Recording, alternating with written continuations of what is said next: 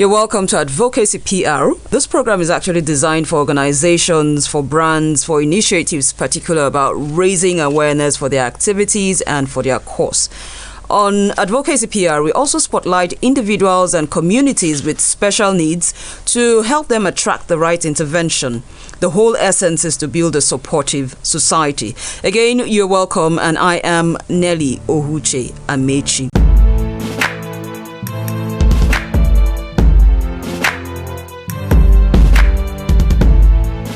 Dear Mommy, you went out that night with the baby in your tummy, but you did not come back. The baby is very fine and she eats and sleeps a lot. Everyone says that you are in a better place, but I miss you so much. I keep asking them, where is the better place, but nobody answers me. Auntie Kemi just hugs me and says go and play. Mommy, I miss you. Please, when are you coming home? I still do miss you, Mom. And in honor of your memory, I'm a doctor today working with the MTN Foundation to save mothers and children every day. Ending mother and child mortality in Nigeria is dear to us. We will keep strengthening this most important bond just for you.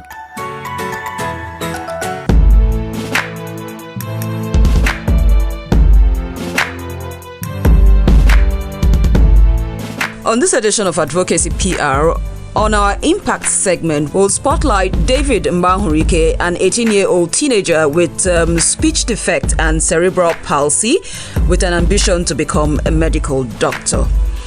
And on the Pitch segment, we are going to be looking into the activities of Valedo International Charity Center. It is an NGO, an educational center that caters for students with a variety of mental and physical development problems, and it is based in Abuja. And to do that, we have with us Madam Lucy Dixon. You're welcome. Thank you very much. All right, we'll take this very short break and we'll be back in a bit. It's Advocacy PR. Let's hear your pitch. All right, you're welcome back. So tell us a little bit about your NGO. What do you do there? Valedo International Charity Center is, like you rightly introduced, is a center that caters for these children with these developmental problems. And it's been in existence since 2008. That's a long time. Yes, we actually had our 10th anniversary 2018, and we run programs for children. Like you said, it's a school for that caters for children with developmental issue. What does that mean? Children that have conditions like cerebral palsy, autism, mental retardation, learning difficulties, Down syndrome, and the related. Okay. How do you get these kids into your institute? Like some of our programs, most of our flyers, I go to hospitals and drop general hospitals and drop them there and talk, especially in the children unit, and talk with the medical doctors so they can help talk to parents. Other parents, if they have referrals, if they have parents can pick up these our flyers and locate us where we are, and then go to churches, even to the mosques. I drop flyers there to advertise the school. Then on personal ground, I go to homes. If I spot a home that has a child like that, I go to them and then ask the parent to relate to other parents. Okay, when you do that, are there children who are in regular schools who are pulled out of the schools to come to special schools like this? And how often do parents do a walking into centers like this to bring their children? Okay, like the school actually is located in a primary school, in a government primary school. Where is that? Area 1 primary school. That's where we were. Okay. Mm-hmm. And I go to the primary schools. I go to the head teacher to talk to them. Please, if parents bring, because most of the parents don't want their children to go to a special school. They want them to be in a conventional school because of stigmatization. So I go to tell the health teachers, please, if such parents come in here, please refer them to me. Or I drop my phone numbers. I go to even where they do physiotherapy to drop my phone numbers and my contacts so that parents, the physiotherapists can refer those children to me. So when these parents come to schools with these children, the head teachers will refer them to to me. Okay, you talked about stigma. Is the stigma because the children attend special schools, or the stigma because of what they're dealing with? Because I think if a child has a special condition, then he should attend a special school. So where is the stigma coming from?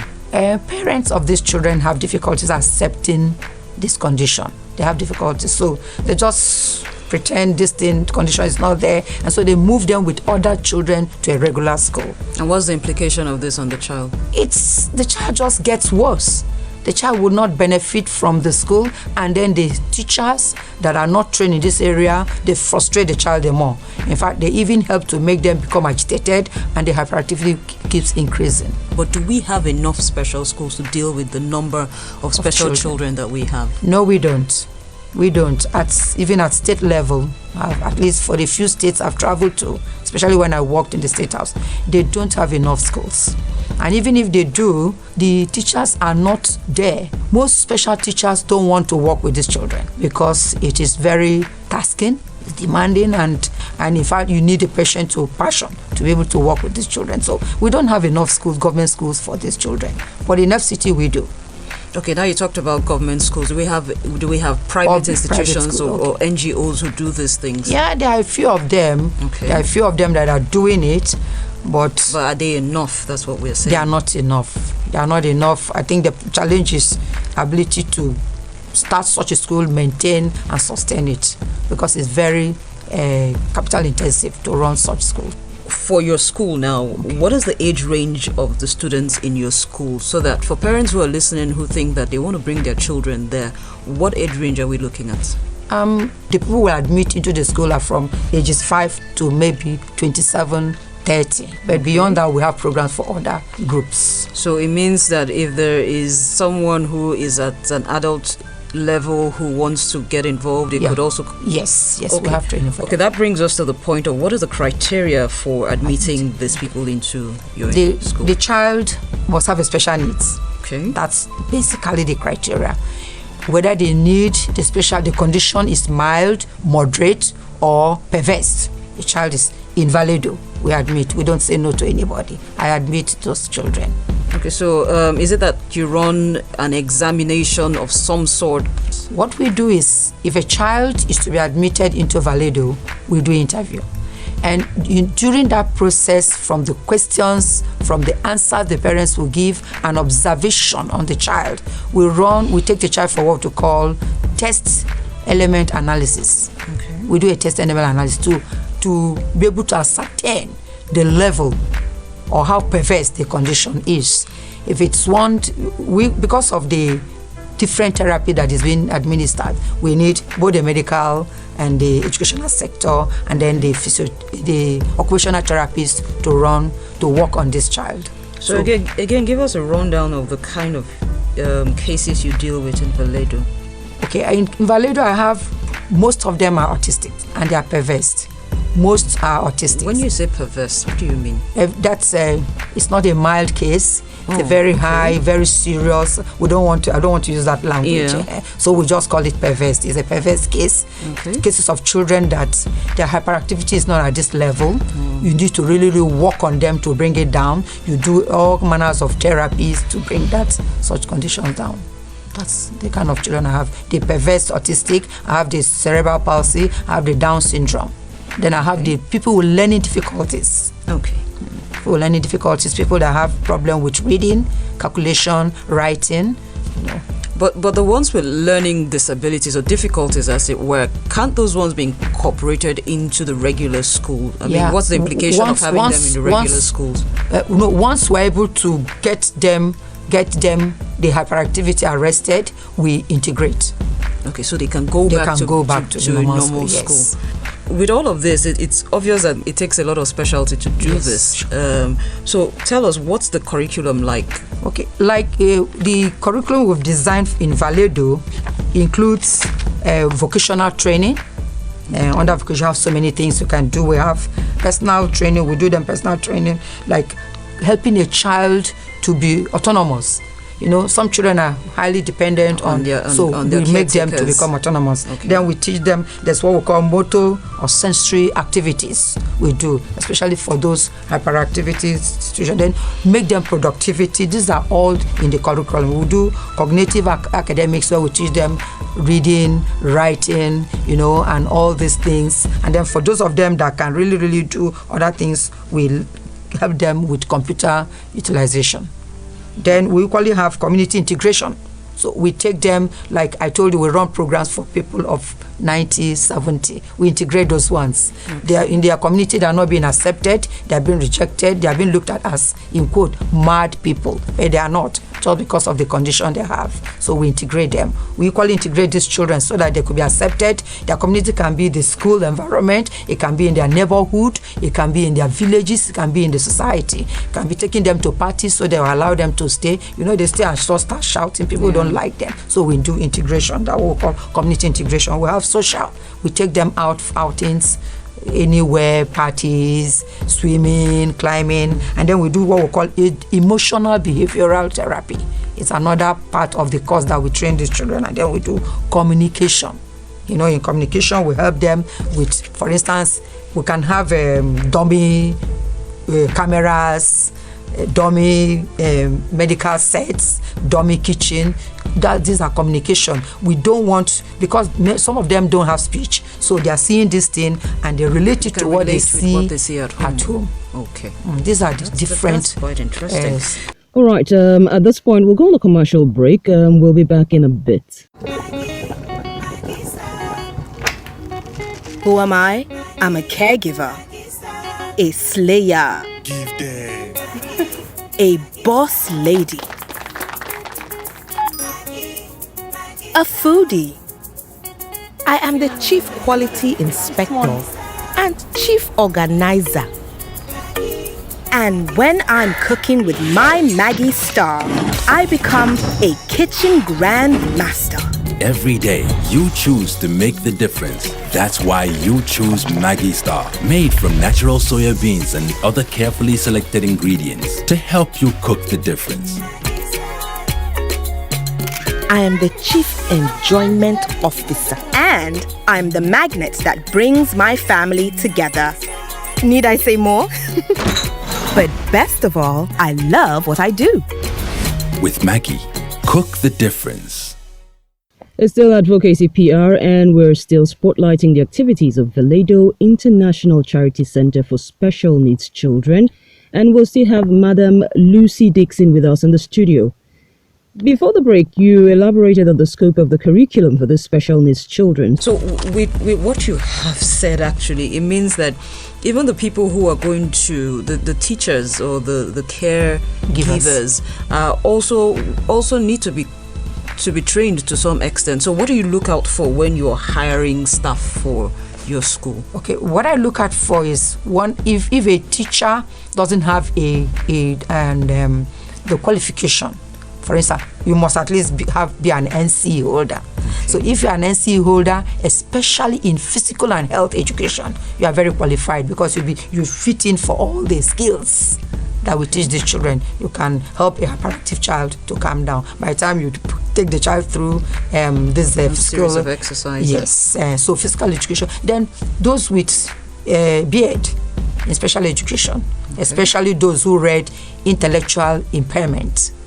But not, because my school, we don't have the hearing impaired, we don't have the visual impaired, but those who read intellectual impairment, because people we are dealing with are intellectually impaired. Okay. Those are the group we deal with. So we employ them. Then we can employ ordinary, maybe SSCE or even primary school holders. But I do training for them. I train them, because it's not teaching a child with special needs. This condition does not need that big qualification, but to have an idea of what it takes to get to this child. So I do training for them. Let me mention very quickly, we equally sometimes we get the services of an occupational therapist, but we do that on part-time basis. Okay. Speech therapists on part-time basis too. Okay. So these are other group of people that we need. Which actually makes it a lot complex in terms of funding and financing. So how do you, I'm talking about you now, how do you finance Valedo, considering what it will take to fund an institution like that? Actually, for this number of years, I had saved towards this. So I was using my personal savings. And then all my earnings, even I sold landed properties to put into this center because it's my passion. So that I'll be able to, I even brought a friend of mine who is an occupational therapist from the UK. She stayed with us and worked for 2 years and then she went back. Then I have my church, Presbyterian Church of Nigeria. They've been very supportive. Maybe the Women's Guild would take payment of salaries for 6 months or 1 year, and then the Men Christian Association would take for this number of years. Individual to take.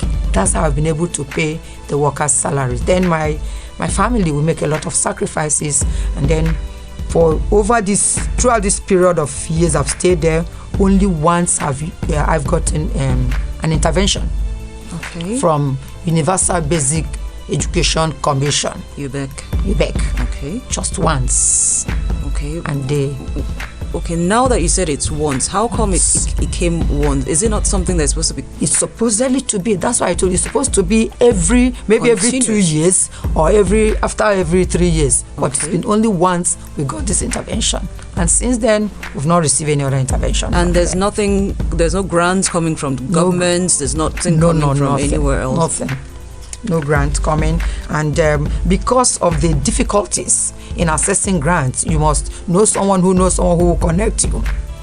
It became difficult for me to access some of these grants outside because I must know someone, since most of the grants will go through the UNICEF to come to the government, and then the government will redistribute to these private schools, people that are doing PP, private partners. Yes. So what has been the biggest challenge for you running Valedo over the years? Believe you me, it's finances.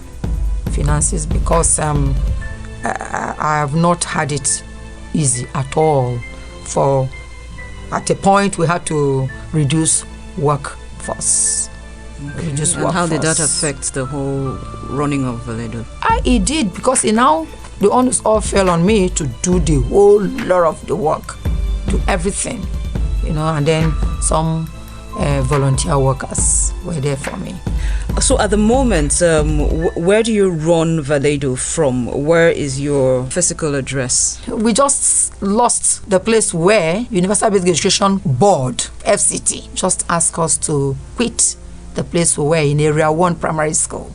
We just left in September because they said they needed the facility for development. So we left, and the children have to go back with their parents to the homes. We tried to get a place, but the rent is very high. Considering the fact that you're not getting funding, so how are you supposed to pay for rent? So, and then I'm not charging these parents to pay because it's supposedly to be from the bill we have, supposed to be free education for these children. But then, so we couldn't get a place, and we're still looking out for help. If someone wants to intervene with the situation on ground in terms of getting a location, how are they supposed to reach you? They can contact me on 08032890529. Or if they go to Area 1 Primary School and ask of Valedo, they could be directed where to get me. All right. I'm sure this has been hard for not just you, but for the parents who would have to take back their children, and I'm sure a lot of them don't know what to do with them. Sure. They are all at home. I keep calling, we keep talking every day, and they just keep asking, Mommy, how far? I say, it's not very far from where you left me.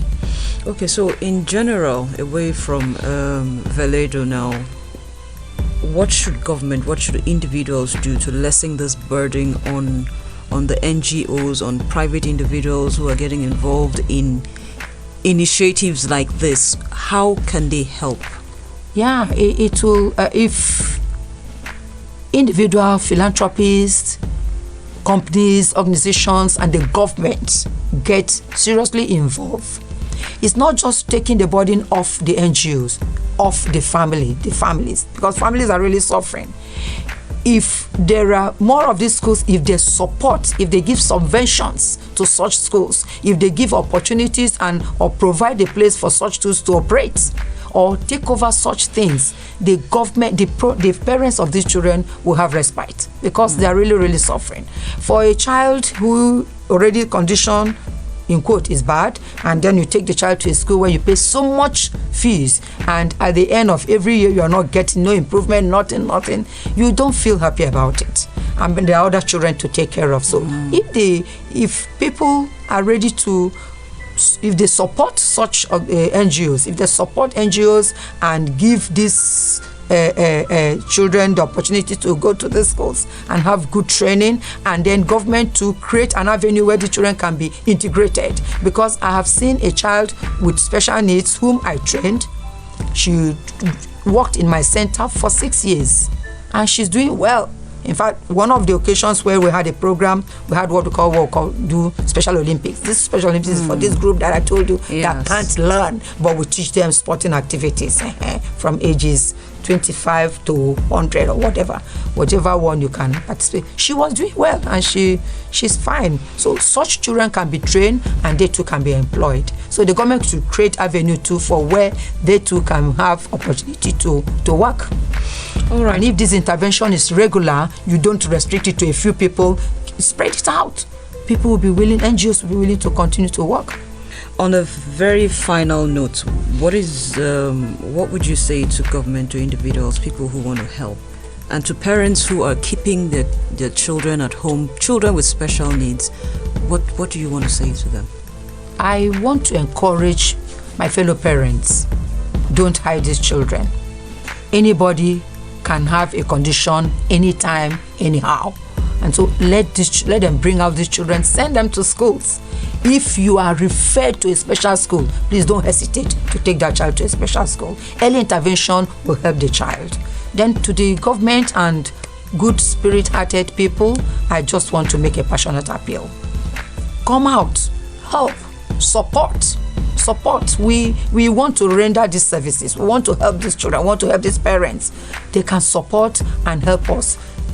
Running a school for children with special needs, this condition must be a boarding school. And that's where the children will really benefit from the program. I just plead with them to come out and support. Again, I want you to call out your number so that they can reach you. 080-328-90529. All right. It's on this note that we will be wrapping it up. Okay, we've been speaking with the founder, Valedo International Charity Center, Abuja, Madam Lucy Dixon. Thank you very much for coming. And we hope to see individuals and corporate bodies get involved in initiatives like, what she's doing. The whole essence actually is to build a supportive society. We'll be right back right after this break. Thank you very much for coming. My pleasure. Thank you.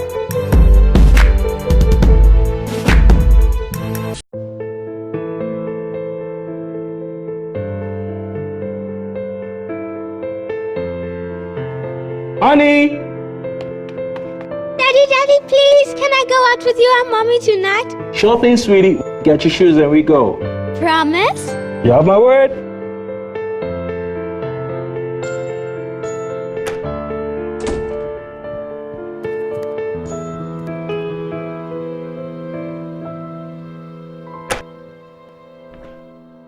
Daddy!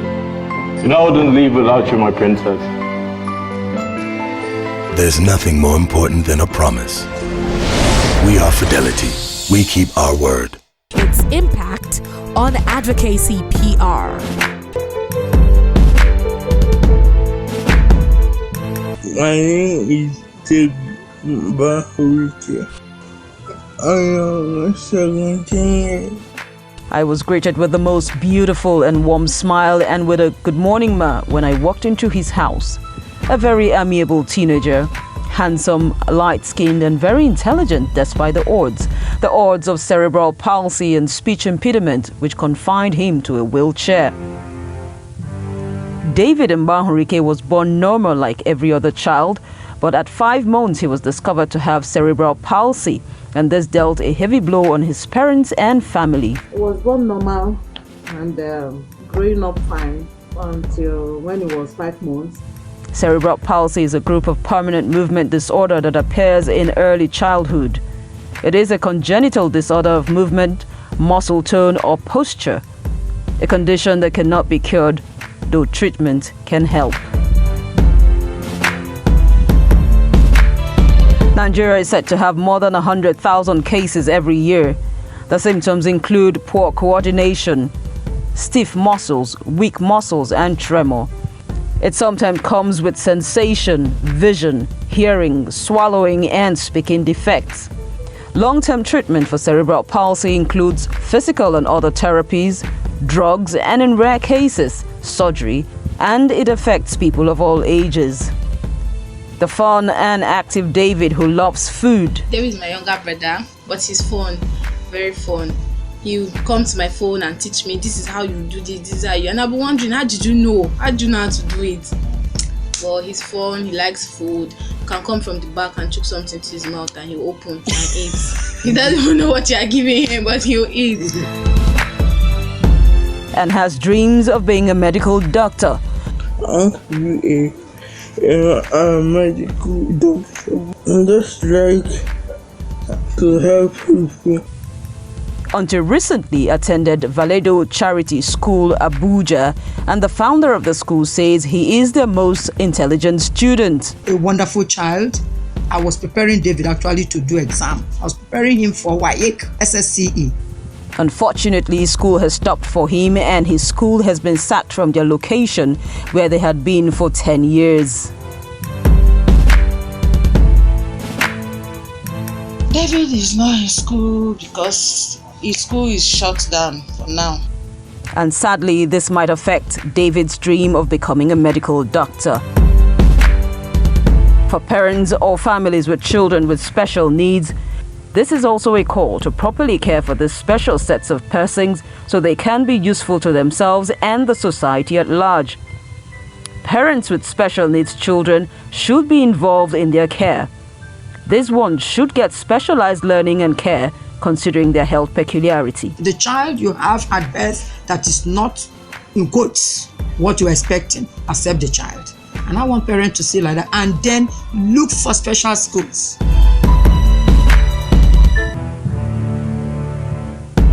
David is a computer freak and will spend days and nights on the internet surfing the web. I guess that explains his level of intelligence. He's intelligent, he wants to be a doctor, but he's very good with computer. He can be up all day, pressing, doing this one, sending this one, and all of that. We look forward to seeing David Mbahurike in medical school soon. All right, this is the most we can take on this edition of Advocacy PR. We'll do this again same time next week. Till then, let's all join hands to build a supportive society. I am Nelly Ohuche Amici.